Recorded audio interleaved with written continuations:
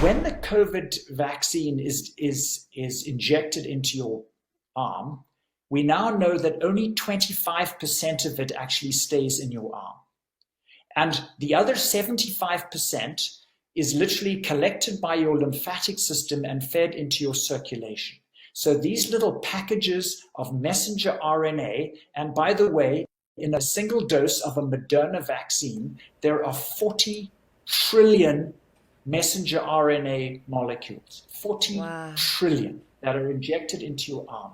So 3/4 of these are taken, connected by the lymphatics. They go into your bloodstream in these little packages that are designed to be absorbed into a cell. But obviously, when something's in your circulation, the only cells that they're going to get absorbed into is the cells around your blood vessels. And the place where absorption happens is in the capillary networks. In other words, these are the tiniest vessels where the blood slows right down. These are tiny, tiny vessels. So these little packages of genes are absorbed into the cells around the blood vessels, that's the vascular endothelium. The packages open, the genes are released, your body then gets to work reading these genes and manufacturing trillions and trillions of COVID spike proteins.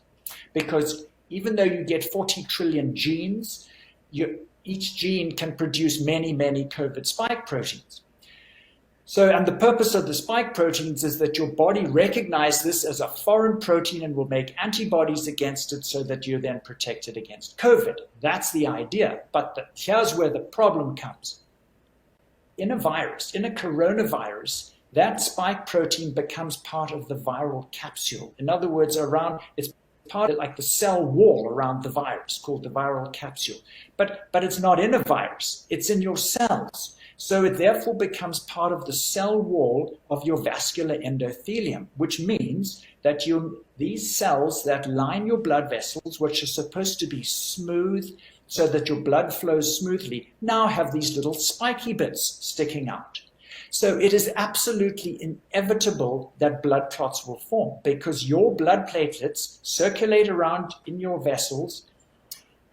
And the purpose of blood platelets is to detect a damaged vessel and block that vessel to stop bleeding. So when the platelet comes through the capillary, it suddenly hits all these little COVID spikes that are jutting into the inside of the vessel. It is absolutely inevitable that a blood clot will form to block that vessel. That's how platelets work. So just as is absolutely predicted to cause cancer because it's full of carcinogens, these spike proteins will predictably cause blood clots because of where they're in your blood vessels. It is guaranteed. So Dr. Bogdi then said to me, the way to prove this is we need to do a blood test called a D-dimer test to find out if this is really happening. So, because the problem with the blood clots that we hear about through the media that they claim are very rare are the big blood clots. These are the ones that cause strokes and heart clots in your brain. Those are the ones that show up on CT scans and CT angiograms and MRIs. The clots I'm talking about are microscopic. These are tiny, they're literally on a capillary level, and they are scattered throughout your capillary network. So they are not going to show on any scan, they're just too small and too scattered. So the only way to find out for sure if this predictable mechanism of clotting was actually happening was to do this blood test called a D-dimer. And so the D-dimer is a blood test that shows a recent blood clot. It doesn't show anything else other than a recent blood clot. It won't show an old blood clot. It only shows new blood clots. And so I have been now doing that on my patients, finding people who have recently had their COVID shot within the previous 7 days. It needs to be between 4 and 7 days, and doing a blood test on them called a D-dimer. And so I'm still trying to accumulate more information, but on the ones I have so far, 62% of them have evidence of clotting, which means that these blood clots are not rare. It means that the majority of people are getting blood clots that they have no idea that they're even having. So, Laura Lynn, the most alarming thing about this is that there are some parts of your body, like your heart and your brain and your spinal cord and your lungs, which cannot regenerate. When those tissues are damaged by blocked vessels, they are permanently damaged. So I now have six people in my medical practice with what we call reduced effort tolerance, which means that they just get out of breath much more easily than they used to. I have one fellow that used to walk to my office every week for an arthritis injection, who told me that he could walk 2 miles without any problem, and now after a quarter of a mile he is absolutely out of breath, and it has been like that for 5 months. So on the basis of this D-dimer test, which proves that the majority of people are clotting, these 6 people who now have reduced effort tolerance, literally what's happened to them is they've plugged up thousands of tiny capillaries in their lungs.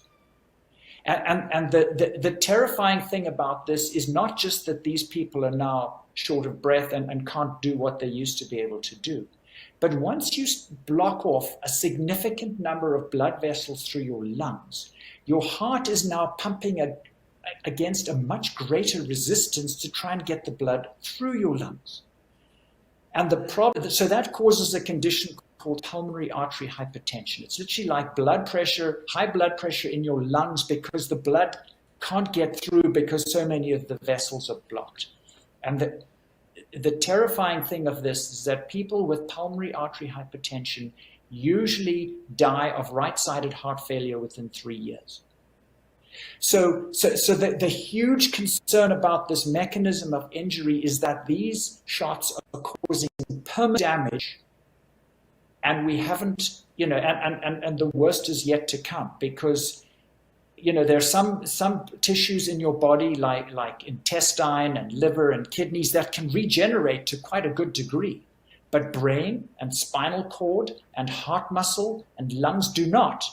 When they're damaged, it's permanent. Like all these young people who are now getting myocarditis from these shots, they have permanently damaged hearts. It doesn't matter how mild it is, they will not be able to do what they used to be able to do, because heart muscle does not regenerate. So this is the terrifying concern, and not only is the long-term outlook very grim, but with each successive shot, the damage will add and add and add. It's going to be cumulative, because you're progressively getting more and more damage